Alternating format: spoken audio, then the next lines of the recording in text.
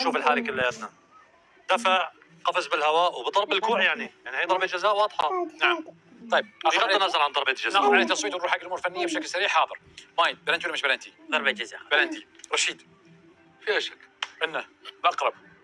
الأقرب فيها شك، ما نقدر نجزم ب 100% 50. يعني لو الحكم حسب بلنتي تعتبر بلنتي؟ طبعا، ولكن ما حسبها تعتبر غير بلنتي. اوكي. نزار هو أدرى نعم. لأن تقدير الحكم أحسن. منذر الأقرب أكثر ما يجي ضربة جزاء. مش بلنتي. جمال ما يقدرش يغير نفسه وهو في الهواء، فمش ضربة جزاء. مش بلنتي. راضي؟ ها؟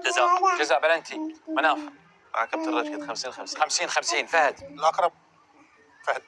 لا فهد الانصاري. الأغرب ضربة جزاء. بلنتي. طارق ضربة جزاء. بلنتي. فهد العتاب الأقرب ضربة جزاء. اغلب ضربه جزاء. اذا في اختلاف بين ضربه جزاء وفي شيء. بدي اتابع من خلال المباراة. حكوا الشباب وشفناها كانت واضحة بصراحة. ما بنعرف شو قرار الحكم.